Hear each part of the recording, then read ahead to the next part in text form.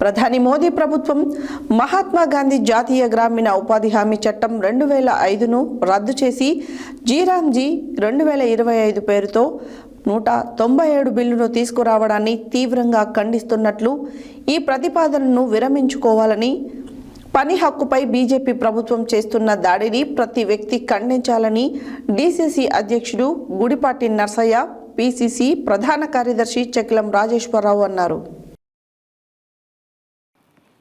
ప్రధాని మోదీ ప్రభుత్వం మహాత్మా గాంధీ జాతీయ గ్రామీణ ఉపాధి హామీ చట్టం 2005ను రద్దు చేసి జీరాంజీ 2025 పేరుతో 197 బిల్లును తీసుకురావడాన్ని తీవ్రంగా ఖండిస్తున్నట్లు, ఈ ప్రతిపాదనను విరమించుకోవాలని, పని హక్కులపై బీజేపీ ప్రభుత్వం చేస్తున్న దాడిని ప్రతి వ్యక్తి ఖండించాలని డీసీసీ అధ్యక్షులు గుడిపాటి నర్సయ్య, పీసీసీ ప్రధాన కార్యదర్శి చక్లం రాజేశ్వరరావు అన్నారు.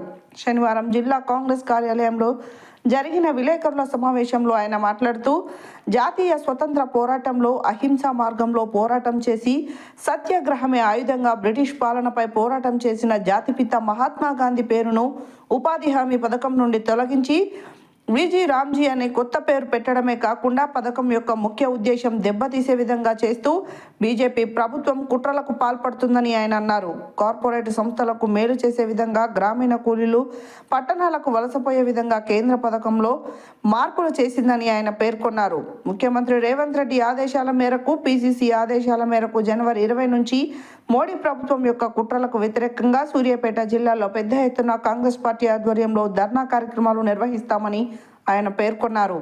ఈ కార్యక్రమంలో పట్టణ కాంగ్రెస్ అధ్యక్షుడు అంజద్ అలీ, మాజీ municipal floor leader Kakkireni Srinivas, PCC SCCL vice chairman Chintamalla Ramesh, Nalgonda parliament యువజన కాంగ్రెస్ మాజీ అధ్యక్షుడు కుమ్మరికుంట్ల వేణుగోపాల్, డీసీసీ కార్యదర్శి నాగుల వాసు, అక్కినపల్లి జానయ్య, సేవాదల్ చీఫ్ ఆలేటి మాణిక్యం, పట్టణ ఓబీసీ సెల్ అధ్యక్షుడు రావుల రాంబాబు, పట్టణ ఎస్సీసీఎల్ అధ్యక్షుడు పిడమర్తి నాగరాజు, జిల్లా కాంగ్రెస్ నాయకులు పందిరి మల్లేష్ గౌడ్, మాజీ కౌన్సిలర్ రాపర్తి శ్రీనివాస్ గౌడ్, కాంగ్రెస్ నాయకులు ధరవత్ నాగునాయక్, సిరివెల్ల శబరి, సాజిద్, నీడ్స్, రాపర్తి నాగరాజు, రాపర్తి శ్రీనివాస్ గౌడ్ తదితరులు పాల్గొన్నారు.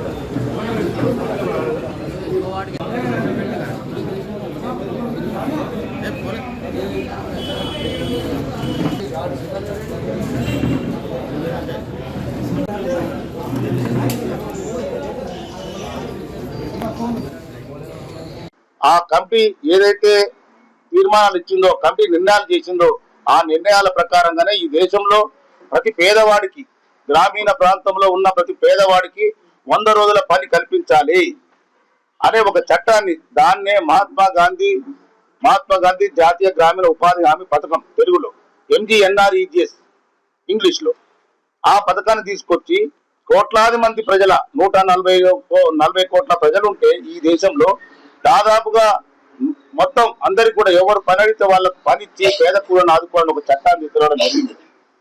మహాత్మా గాంధీ పేరు ఎందుకు పెట్టిందంటే, ఈ దేశానికి స్వతంత్రం తీసుకొచ్చినటువంటి వ్యక్తి మహాత్మా గాంధీ గారు.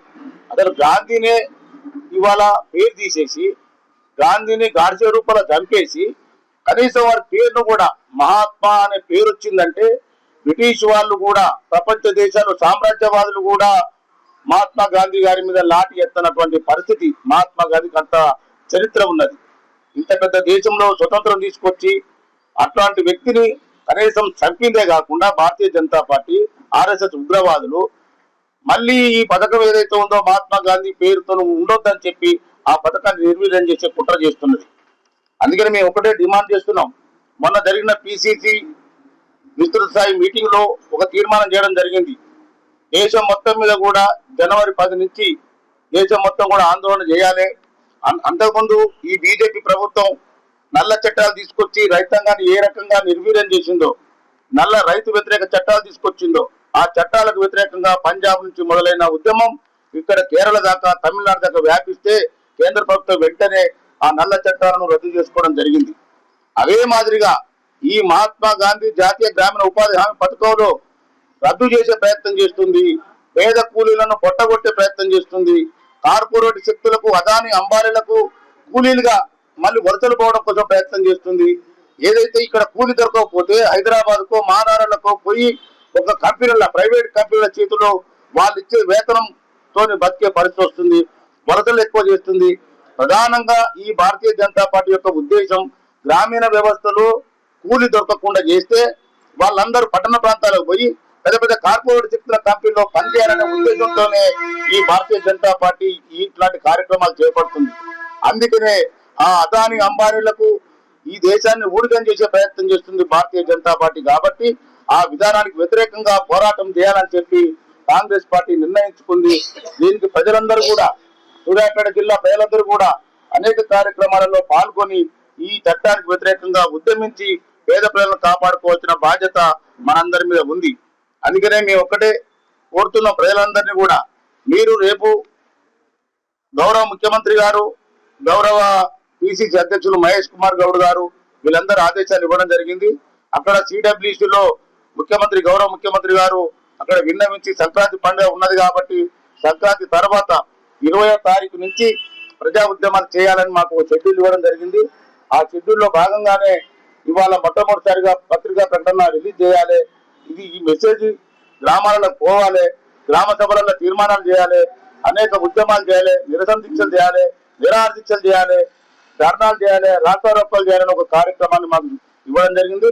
అందులో భాగంగానే మొట్టమొదటిసారి పత్రికా సమావేశం ఏర్పాటు చేసి పండుగ తర్వాత, సంక్రాంతి పండుగ తర్వాత 20వ తారీఖు నుంచి ఈ ఉద్యమాలలో సూర్యాపేట జిల్లాలో ఉన్నటువంటి పేద, బడుగు, బలహీన వర్గాల ప్రజలందరూ కూడా పాల్గొని మన చట్టాన్ని ఈ చట్టం అనేక పోరాటాలు చేసి, అనేక ఉద్యమాలు చేసి, అంతకుముందు కమ్యూనిస్టులు కూడా దున్నేవాడికి భూమి కావాలని, పనిచేసే పనిచేసే వాళ్ళకు పని కల్పించాలని, ఈ చట్టం యొక్క ప్రధాన ఉద్దేశం ఏంటంటే 15 రోజులల్లా నేను ఈ కాలువ పని చేసుకుంటా అంటే 15 రోజులల్లా గ్రామ సెక్రటరీ మనకు పని కల్పించే ఒక ఉద్దేశం ఆ చట్టం.